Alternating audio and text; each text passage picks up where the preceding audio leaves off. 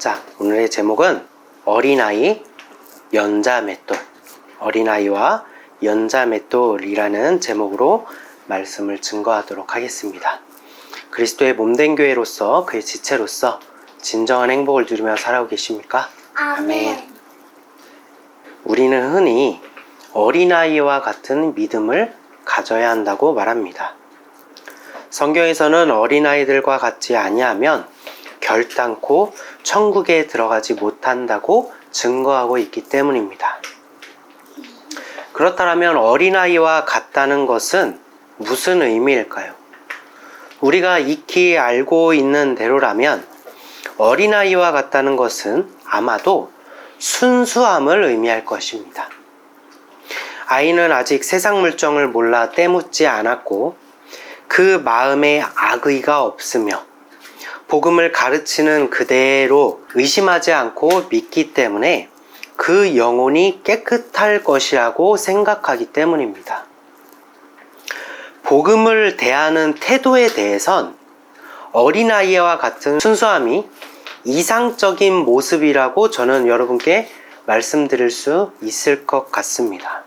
하지만 예수를 믿고 성령을 받는 것 이외에 어린아이와 같은 순수함까지 겸비해야만 천국에 들어갈 수 있는 것으로 이해한다면 이것은 진리를 비껴간 일입니다. 로마서 3장 10절에서 11절에선 이렇게 증거하고 있습니다. 기록된 바 의인은 없나니 하나도 없으며 깨닫는 자도 없고 하나님을 찾는 자도 없고 다 치우쳐 함께 무익하게 되고 선을 행하는 자는 하나도 없도다. 사도 바울은 특정 인물에 대해서 이렇게 기록한 것이 아닙니다. 우리 모두 지금 현 상태, 여러분이 아무리 노력한다고 할지라도 그 상태가 어떤 상태인지를 기록한 것입니다.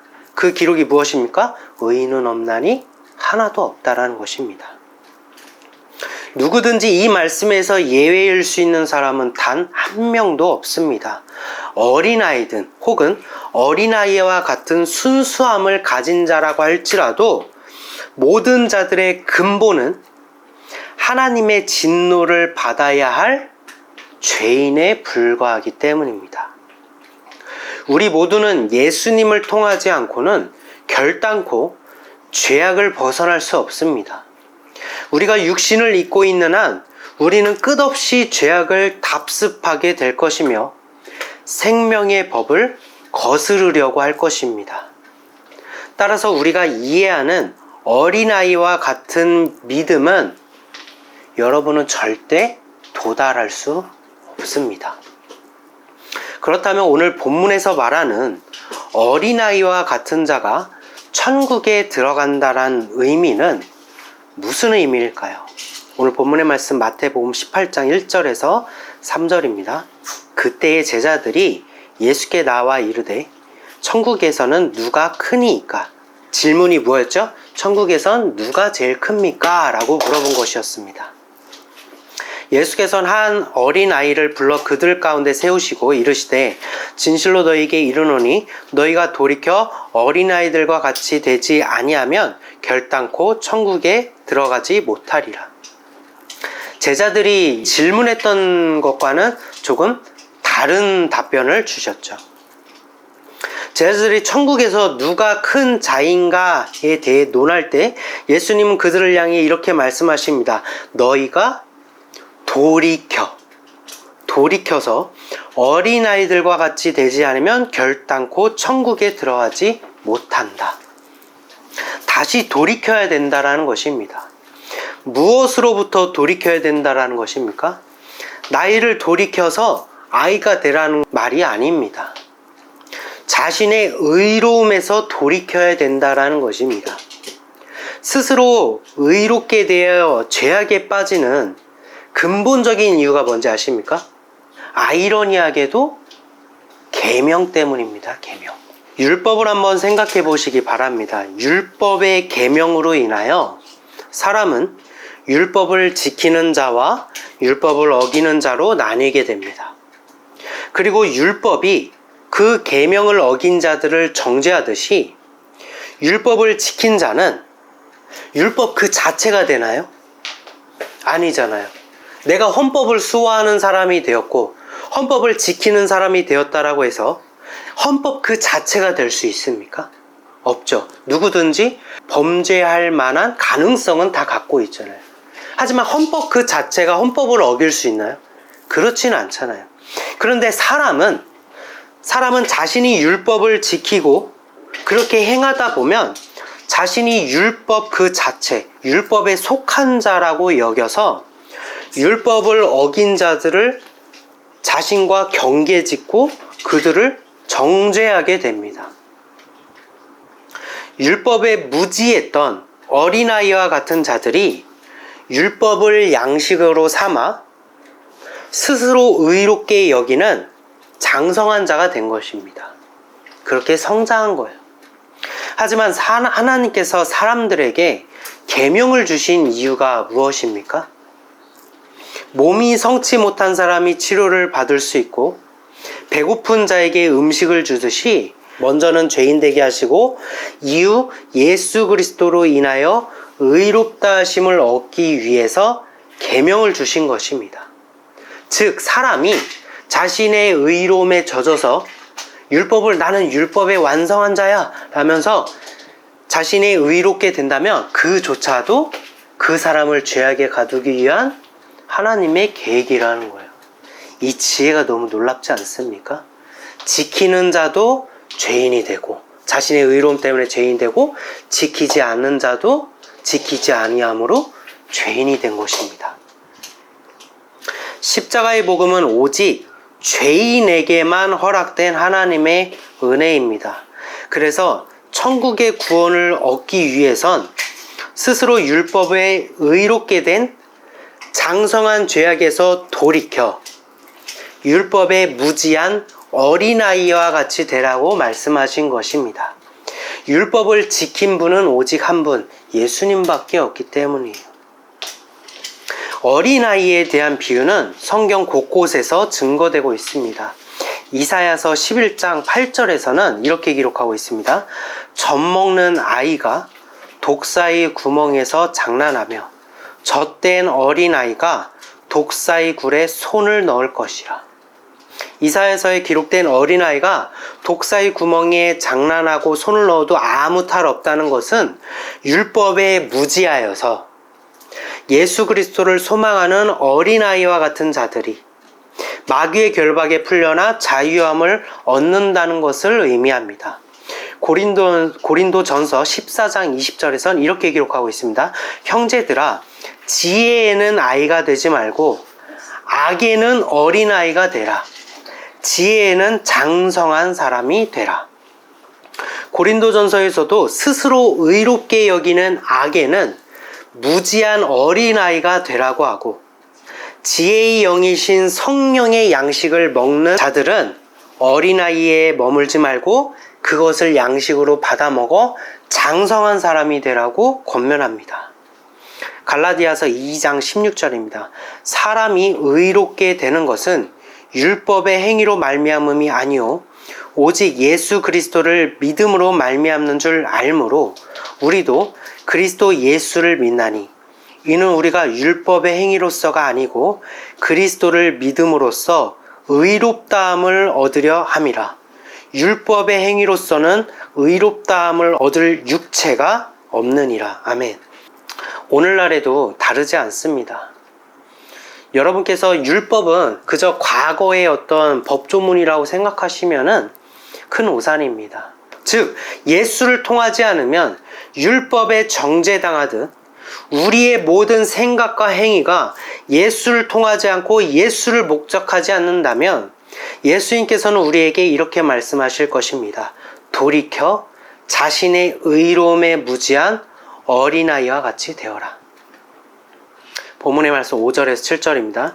또 누구든지 내 이름으로 이런 어린아이 하나를 영접하면 곧 나를 영접함이니 누구든지 나를 믿는 이 작은 자 중 하나를 실족하게 하면 차라리 연자맷돌이 그 목에 달려서 깊은 바다에 빠뜨려지는 것이 나으니라. 실족하게 하는 일들이 있으므로 말미암아 세상에 화가 있도다. 실족하게 하는 일이 없을 수는 없으나 실족하게 하는 그 사람에게는 화가 있도다. 행위로 의롭게 되려는 자신의 법을 버리고 예수 그리스도의 십자가의 법을 따르는 자들이 어린아이가 되는 것입니다. 그리고 이런 자들을 영접하는 것이 곧 예수님을 영접하는 일이 된다고 성경은 증거하고 있습니다. 왜 그런 자들을 영접하는 것이 예수님을 영접하는 자가 되는 것일까요? 예수님은 이런 죄인들을 위해 십자가를 지셨기 때문입니다. 그래서 그들을 영접하는 것이 예수 그리스도의 십자가의 뜻에 동참하는 참된 성도의 모습이 될 수 있는 것입니다. 그리고 이렇게 자신이 죄인임을 고백하는 자들을 실족하게 하지 말라고 말씀하십니다. 만약 실족하게 하면 차라리 연자맷돌이 그 목에 달려 깊은 바다에 빠뜨려지는 것이 낫다라고 말합니다. 이 대목에서 많은 이들은 이 말씀을 두고 믿음이 약한 자들을 실족하게 하면 하나님께서 우리의 목에 연자맷돌을 달아 바다에 던지실 징계가 임할 것이라고 잘못 이해하고 있는 분들이 많습니다.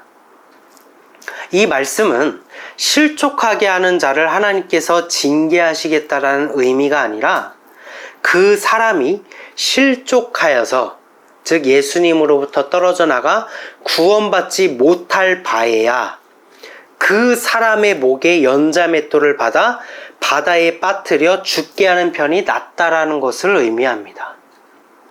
여기서 말하는 연자맷돌과 바다는 비유입니다. 먼저 연자맷돌의 의미를 한번 살펴보도록 하겠습니다.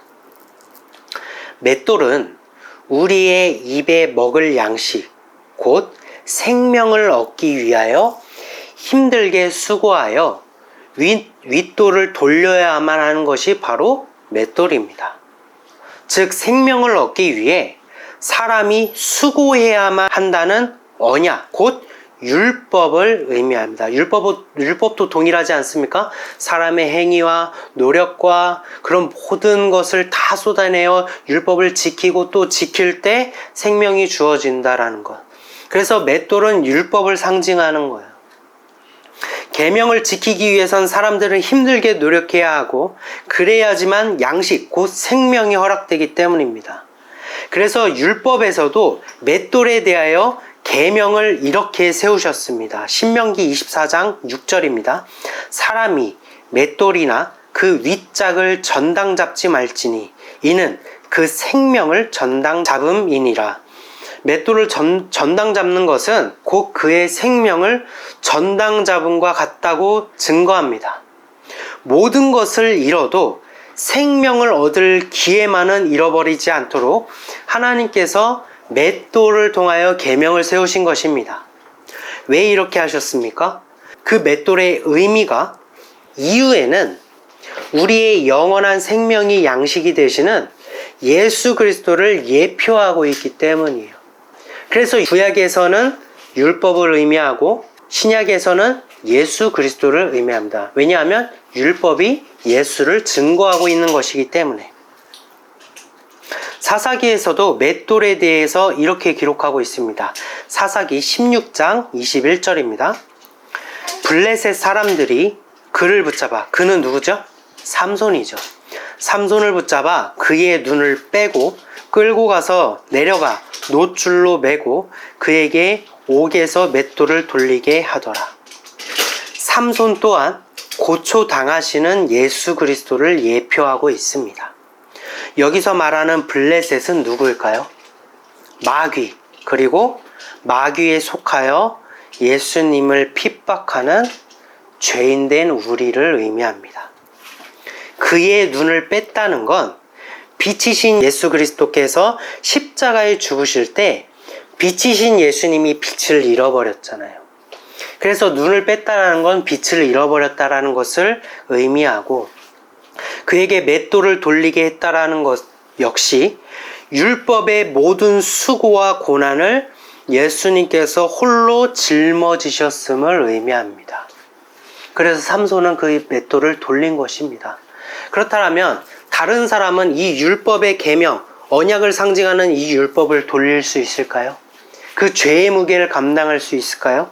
예레미야 애가서에서는 이렇게 기록합니다. 예레미야 애가 5장 13절입니다. 청년들이 맷돌을 치며 아이들이 나무를 치다가 엎드러 지오며. 언약을 비유하는 맷돌을 짊어지다가 엎드려지고 십자가를 비유하는 나무를 치다가 엎드려지게 될 것이라고 증거합니다. 예수님께서 우리를 위해 대신 짊어지신 십자가는 단순한 형벌만을 의미하는 것이 아닙니다. 이 세상의 모든 죄를 짊어져야만 하는 엄청난 무게를 견뎌야 하기 때문에 사람이 결코 감당할 수 없음을 의미하는 것입니다. 정리하자면 맷돌은 계명을 지켜 생명에 이르기 위한 수고이며 예수님께서 우리를 대신하여 짊어지신 십자가가 바로 맷돌을 의미하는 것입니다. 따라서 본문에서 연자맷돌을 그 사람의 목에 달아 바다에 빠뜨리는 것이 낫다라는 것은 그가 실족하여 예수님에게서 떨어져 나갈 바에야 그를 십자가에 못 박아 율법의 정죄를 받아 죄값을 치르게 하는 것이 더 낫다라는 의미가 됩니다. 본문의 말씀 8절에서 9절입니다. 만일 내 손이나 내 발이 너를 범죄하게 하거든 찍어내버리라. 장애인이나 다리 저는 자로 영생에 들어가는 것이 두 손과 두 발을 가지고 영원한 불에 던져지는 것보다 나으니라. 만일 내 눈이 너를 범죄하게 하거든 빼어버리라. 한 눈으로 영생에 들어가는 것이 두 눈을 가지고 지옥불에 던져지는 것보다 나으니라. 마찬가지로 실족하여 지옥불에 떨어질 바에야 불구가 되더라도 영생에 들어가는 것이 낫다라고 말씀하시는 것입니다. 결국 천국에서는 누가 더 크냐는 제자들의 질문에 예수님께서는 그보다 더 중요한 것은 바로 누가 천국에 들어갈 수 있는지로 답하신 것입니다. 영생에 이르지 못한 자들은 두 번의 기회가 없기 때문입니다. 모두 다 지옥불에 떨어지기 때문입니다. 이것보다 더 중요한 문제가 세상에 있을까요? 여러분 너무 지옥에 대해서 천국에 대해서 너무 혹시 안일하게 생각하고 계시지 않습니까? 여러분이 교회에 나와서 자리를 지켜서 예배 드린다고 해서 천국에 가는 것이 아닙니다. 그렇다면 여러분의 노력을 가상하게 여겨서 어떤 그 중간의 상태에서 여러분을 유예시켜서 여러분을 판단하고 이런 공간이 있을까요? 없습니다. 여러분이 천국에 가지 못하면 뭐 아니면 도예요. 어디 갑니까? 지옥불에 떨어집니다. 여러분은 내일을 장담할 수 있으세요? 오늘 하루도 어떻게 될지 모르는데 우리에게 이것보다 더 중요한 문제가 어디 있습니까? 그런데 지금 우리는 어떻습니까? 그리스도로 한 몸을 이룬 우리의 교회는 지금 무엇을 논하고 있으며 무엇이 더 중요하다 이야기하고 있습니까? 교회 안 빠지고 나가면 그 노력을 가상하게 생각해서라도 천국 보내주시겠지라며 매너리즘에 빠지고 계시진 않으십니까? 누가 더 교회에 봉사 많이 하는지, 누가 이생의 복을 더 크게 받아 헌금을 더 많이 내고 남들의 부러움을 많이 받는 사람인지, 누가 더 기도 많이 하고 누가 말씀 더 많이 암송하고 신령한 은사를 더 많이 받았는지에 대해서 관심을 두고 계시진 않으십니까? 지옥의 불못에 빠지게 될 영혼에 대한 안타까움은 저들이 지옥 가면 어떡해? 지금 우리 교회에 있는 이 성도들 다 하나같이 다 하나님 나라에 들어가야 되는데 이 중에서 99%는 혹은 모두 다 지옥의 불못에 떨어지면 어떡하지? 라며 그런 노심초사하는 마음으로 계속 예수님께 매달려야 되는 것 아닙니까? 어찌하여 우리는 그런 영혼에 대한 안타까움은 뒤처니고 누가 더 옳은지 편을 가르며 분열의 영에 미혹당하고 있는 사실을 자각하지 못하고 계시는 것입니까? 우리는 죄악의 육신에 거하는 존재임을 잊지 말아야 돼요. 끝없이 죄악으로 돌아가려고 하고 끝없이 생명의 법을 거스르려고 한다는 것을 명심해야 합니다. 좋은 뜻으로 쌓아 올리려는 것들 다 무너지고 다 결국 죄악을 답습한 일 아니었습니까? 여러분께서 한번 살펴보십시오. 교회에서 혹은 믿는 자들이 같이 모여서 하나님의 뜻을 세웁시다 라면서 모여서 하는 것들 다 보십시오. 어떻게 됐습니까? 그 가운데 죄악된 것들이 너무나도 많지 않습니까? 그 이유가 무엇입니까? 기도하는 모임 가운데서도 그러잖아요. 그 이유가 뭐예요? 우리가 육신이기 때문입니다. 육신을 이길 수 없기 때문이에요. 생명의 법을 거스르려는 것이 우리의 근본이기 때문입니다. 그래서 이것도 좋고 저것도 좋으며 하지 마시고 오직 예수님만 알고 예수님만 바라보며 예수님만 섬기며 예수님만 속하기 위해 매일 매 순간 정신을 바짝 차리고 마귀에게 틈을 주지 말고 마음속에 예수 그리스도로 꽉 채워야만 합니다. 아름다운 교회는 자신의 의로움에 장성하여 똑똑한 일꾼들이 많은 곳이 아름다운 교회가 아니라 자신의 의의가 다 무너져 내려버려서 예수가 아니면 도무지 희망이 보이지 않는 자들, 유일한 희망이신 그 예수님을 내가 죽였구나, 그 장본인이 나라는 사실에 통곡하는 자들이 많은 교회, 자격 없는 나의 영을 구원하신 예수님께 너무나도 감사하여서 교회에서 우리의 삶 가운데 그의 이름만 언급되고 그의 이름만 부르짖는 교회, 그런 교회가 하나님께서 기뻐하시는 교회입니다. 우리의 교회가 그리스도의 영이신 성령으로 생명의 법에 속하기를 소망합니다. 부모의 법에 속한 아이를 부모가 지켜주는 것과 같이 생명의 법에 속한 우리를 성령께서 보호하시고 이끌어 가실 것입니다.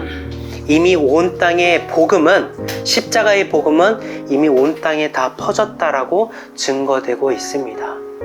그 말은 복음에 대하여 사각지대가 없다라는 거예요. 이미 우리의 죄악이든 예수 그리스도를 믿어 의에 이르는 것이든 모든 것들은 예수 그리스도의 계획대로 우리는 그저 흘러갈 뿐이라는 것입니다. 그러나 믿지 않는 자들은 어디로 올라갈까요? 지옥의 불못에 떨어질 것으로 흘러가게 되는 것이고, 우리는 예수 그리스도에 접붙임 되어서 우리를 구원으로 이끄시는 그 길로 완만하게 흘러갈 뿐입니다. 우리가 의지해야 될 것은 세상이 아닙니다. 우리가 논해야 될 것은 세상이 아닙니다. 우리가 염두해야 될 것은 어떻게 어린아이와 같이 살아가지 라는 믿음이 아니라 어떻게 하여야 나의 의로움에 무지하고 속수무책인 어린아이가 되어서 어떻게 하면 예수 그리스도만을 의지하며 그의 이름을 부르짖을 수 있을까? 그것을 고민하셔서 하나님의 보호를 받는 복된 성도들이 되시기를 소망합니다. 잠시 기도한 시간 갖도록 하겠습니다.